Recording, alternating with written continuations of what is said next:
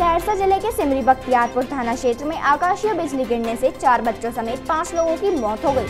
Police का कहना है एक अन्य बच्ची झुलस गई, जिसका इलाज चल रहा है। सांसद दिनेश चंद्र यादव ने प्रखंड प्रशासन द्वारा मुहैया कराए गए 4 लाख रुपए का चेक मृतक के परिजनों को दिया है। जम्मू में शनिवार रविवार रात के दरमियान एयरबेस पर हुए ड्रोन अटैक की जांच अब राष्ट्रीय सुरक्षा एजेंसी को सौंप दी गई है। इस अटैक में जम्मू एयरबेस को निशाना बनाया गया था। ड्रोन के जरिए 2 विस्फोटक अंदर भेजे गए थे, जिसकी वजह से 2 छोटे धमाके हुए थे। उत्तर प्रदेश के मेरठ में एक साधु की लाश मिली है। दरअसल मेरठ के थाना मुंडाली क्षेत्र के बड़ला गांव में साधु चंद्रपाल का शव मंगलवार सुबह मिला। बताया जा रहा है कि साधु चंद्रपाल गांव के ही एक मंदिर में रह रहे थे।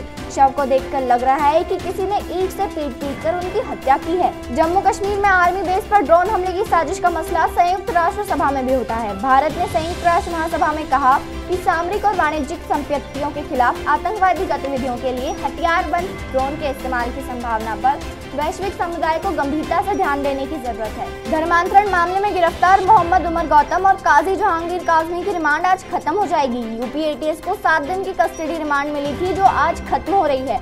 दोनों आरोपियों को आज जेल भेजा जाएगा। इसके अलावा कल गिरफ्तार किए गए तीनों आरोपियों को भी यूपी एटीएस रिमांड पर लेने की तैयारी में है। आज एटीएस इनके लिए कोर्ट में कस्टडी रिमांड की अर्जी लगाएगी। अमेरिकी फार्मा कंपनी मॉडर्ना की कोरोना वैक्सीन को भारत में इमरजेंसी यूज के लिए जल्द मंजूरी मिल सकती है। कंपनी ने central drug standard control organisation से अप्रूवल मांगा है।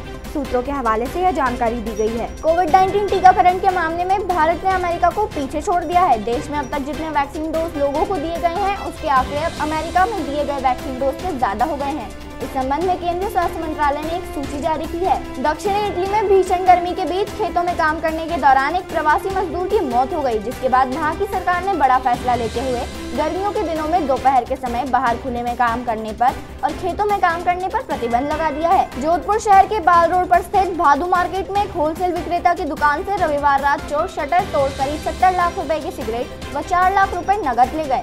चोर 1 मिनी ट्रक में सिगरेट के कार्टून भरकर भाग निकले। इसी विक्रेता के गोदाम में 1 सप्ताह पूर्व भीषण आग लगने से बड़ा नुकसान हुआ था।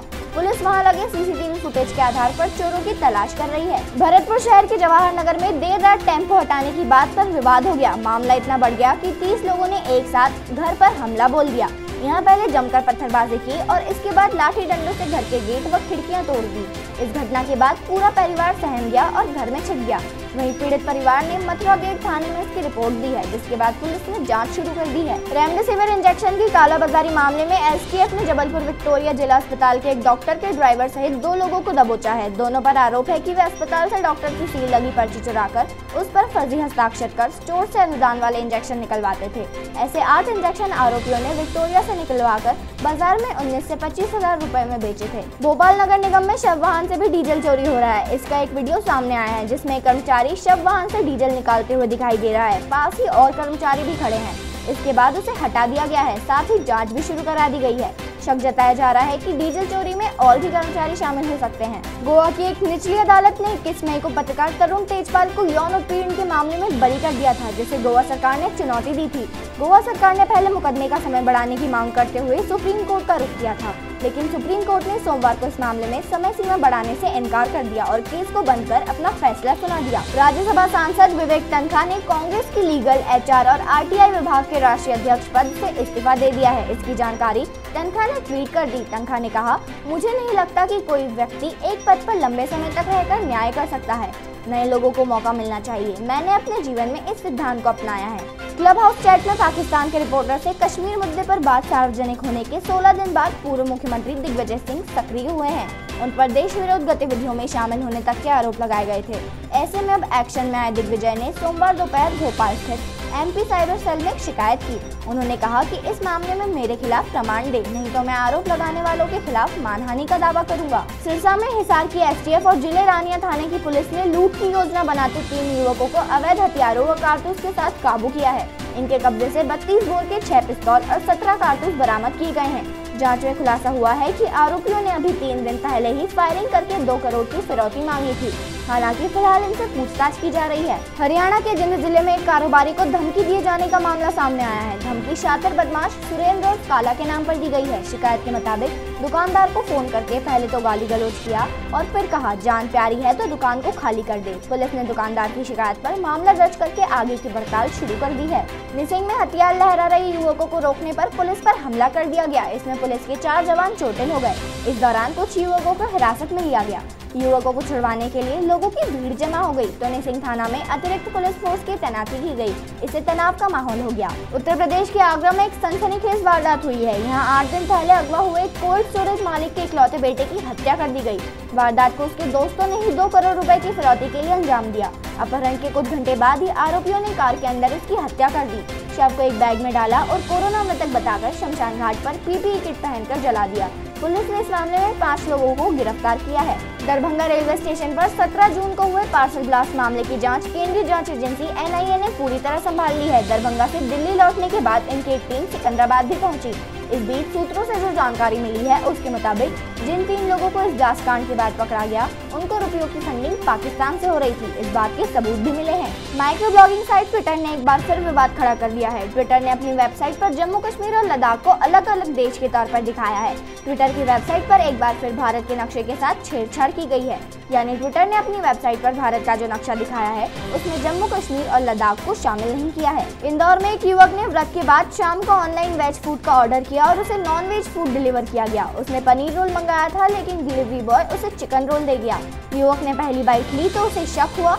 उसने उसे थूक दिया और चेक किया तो वह चिकन था। युवक की शिकायत के बाद कंपनी ने उससे माफी मांगी है, लेकिन युवक ने कहा कि मेरा धर्म भ्रष्ट हो गया, उसका क्या करेंगे, मैं कोर्ट की शरण में जाऊंगा। इंदौर पुलिस द्वारा अवैध शराब संचालकों के खिलाफ लगातार कार्रवाई की जा रही है। इसी कड़ी में कनाड़िया थाना पुलिस को मुखबिर से सूचना मिली थी कि झलारिया बाईपास पर अवैध शराब परिवहन कर लाई जा रही है। सूचना के आधार पर पुलिस ने एक कार को रोका।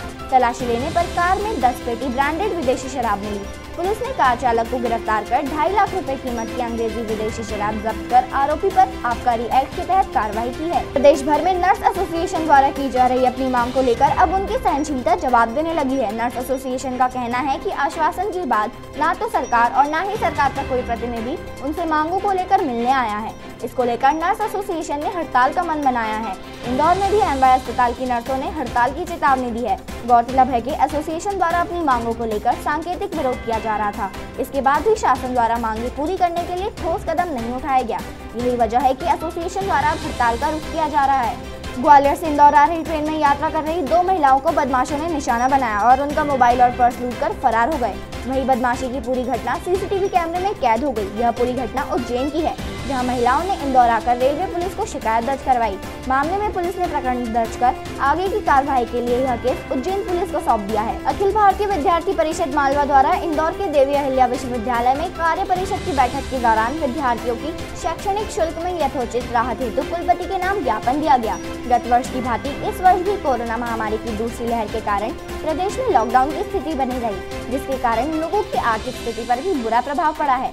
इसी बात को ध्यान में रखते हुए कार्य परिषद की बैठक में कुलपति रेणु जैन को ज्ञापन सौंपा गया। देश में हो रही बेतहाशा पेट्रोल मूल्य वृद्धि के खिलाफ Madhya Pradesh all India motor transport congress के आह्वान पर काला दिवस मनाया गया। इस दौरान काले कपड़े और हाथ में काले झंडे लेकर सरकार के खिलाफ जमकर नारेबाजी की। विरोध प्रदर्शन के लिए गाड़ियों और दुकानों पर भी काले झंडे लगाए गए।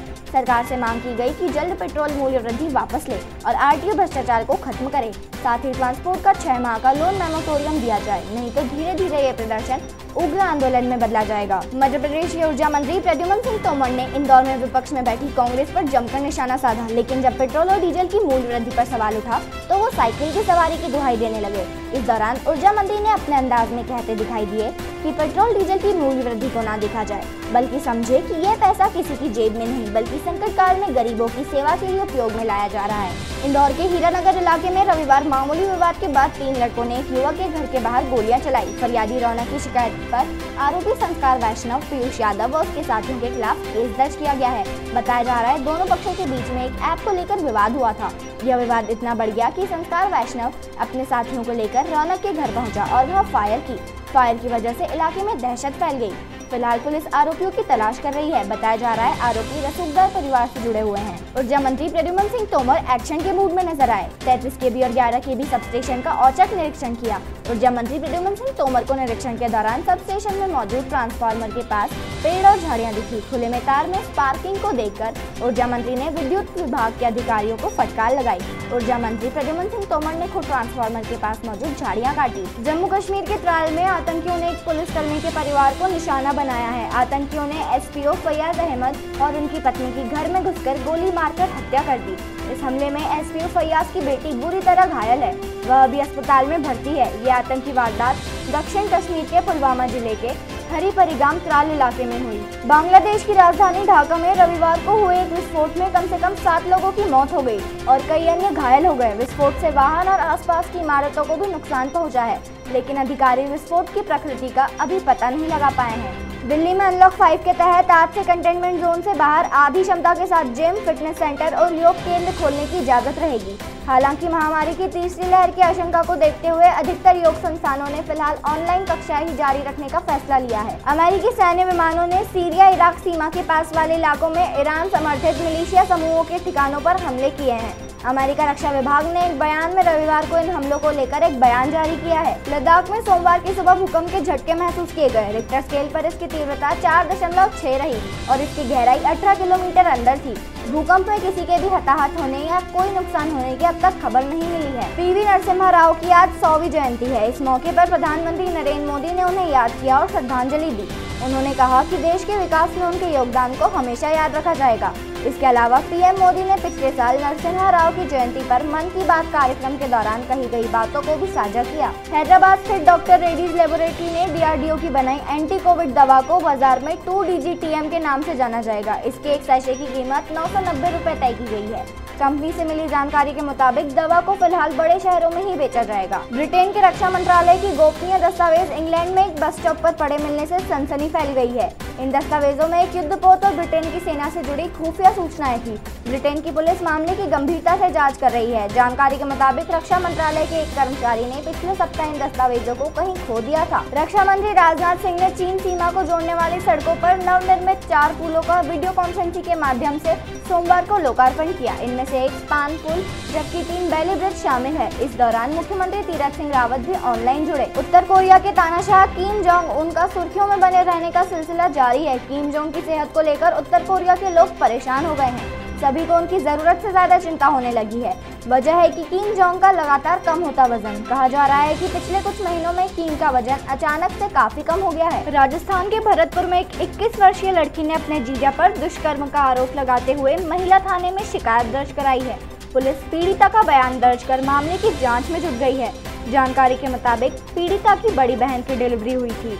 घर का काम करने के लिए युवती को बुलाया गया था, जहां उसके जीजा ने चाय में नशीला पदार्थ मिलाकर उसके साथ दुष्कर्म किया। मुख्यमंत्री योगी आदित्यनाथ के नेतृत्व वाली यूपी सरकार ने प्रदेश में माफिया के खिलाफ अभियान छेड़ रखा है।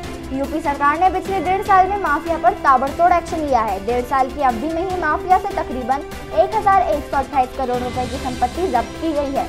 यूपी पुलिस की ओर से जारी आंकड़ों के मुताबिक ये संपत्ति कुल 33 माफियाओं से जब्त की गई है। उत्तर प्रदेश के मुरादाबाद में नेशनल हाईवे 9 पर सुबह एक बड़ा हादसा हो गया। यहाँ हाईवे पर एक बस और एक पिकअप पलट गई। हादसे में अब तक 5 लोगों की मौत हो गई है, जबकि दर्जन भर से ज्यादा लोग घायल बताए जा रहे हैं। घायलों को इलाज के लिए अस्पताल भेज दिया गया है। वहीं मौके पर पुलिस पहुंच चुकी है। जयपुर नगर निगम ग्रेटर मेयर के निलंबन मामले में कोर्ट के फैसले में सौम्या गुर्जर को बड़ा झटका लगा है। हाईकोर्ट ने उनके सस्पेंशन को बरकरार रखा है। साथ ही राज्य सरकार ने जो जुडिशरी जांच करवाई है उसे 6 माह में पूरा कर अवगत कराने के लिए कहा है। जस्टिस चंद्र कुमार सोनगरा और पंकज भंडारी की बेंच ने यह फैसला सुनाया है। उदयपुर में सोमवार सुबह भीषण सड़क हादसे में 2 युवकों की मौत हो गई। घटना उदयपुर के सवीना थाना क्षेत्र की है, जहां सर्विस लेन पर तेज रफ्तार डंपर ने 2 युवकों को कुचल दिया। वहीं हादसे के बाद बड़ी संख्या में ग्रामीण मौके पर एकत्रित हो गए और शव को डंपर के आगे रखकर डंपर मालिक को मौके पर बुलाने की मांग करने लगे, जिसके बाद 4 थानों की पुलिस को मौके पर तैनात किया गया है। खरगोन जिले के भिकनगांव जनपद पंचायत के सीईओ राजेश बाहेटी ने रविवार को अपने सरकारी आवास में फांसी लगाकर खुदकुशी कर ली है। मौके पर पहुंचे कर्मचारियों ने पुलिस बुलाई और शव को फंदे से उतारा। आत्महत्या के कारण अज्ञात बताए जा रहे हैं। सूत्रों के अनुसार खुदकुशी करने से पहले बाहेटी ने सुसाइड नोट भी लिखा था।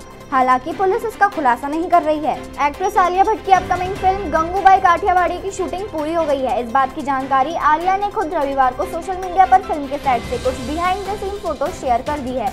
साथ ही उन्होंने एक इमोशनल नोट भी लिखा है। दिवंगत अभिनेता इरफान खान के बेटे बाबिल ने आज सुबह पढ़ाई छोड़ने का ऐलान करके सबको चौंका दिया है। बाबिल ने अपने इंस्टाग्राम पर एक पोस्ट करके इस बात की जानकारी दी है। अब वो बतौर अभिनेता अपना करियर बनाने पर पूरा ध्यान देने के लिए अपनी पढ़ाई छोड़ रहे हैं। उन्होंने पढ़ाई छोड़ने की जानकारी देते हुए इंस्टाग्राम पर अपने दोस्तों और विश्वविद्यालय के लिए एक भावुक संदेश लिखा है। छोटे पर्दे पर एक बार फिर से सामाजिक मुद्दे पर आधारित famous TV show Balika Vadhu अपनी वापसी करने जा रहा है। 2016 में खत्म हुए इस शो का नए रूप में मेकर्स ऑफ फ्रेंड्स के सामने पेश कर रहे हैं। नया सीजन भी बाल विवाह की बुराइयों को लेकर दर्शकों का ध्यान अपनी तरफ खींचेगा। अब बालिका वधू 2 का टीजर हाल ही में फैंस के सामने पेश कर दिया गया है। भारतीय क्रिकेट कंट्रोल बोर्ड आज आईपीएल के 14वें सीजन के बाकी बचे 31 मैचों का शेड्यूल घोषित कर सकता है। साथ ही भारत की मेजबानी में होने वाले T20 वर्ल्ड कप को यूएई और ओमान में शिफ्ट करने का फैसला भी कर सकता है। इंटरनेशनल क्रिकेट काउंसिल ने बीसीसीआई को वर्ल्ड कप पर फैसला करने के लिए 28 जून तक का ही समय दिया है।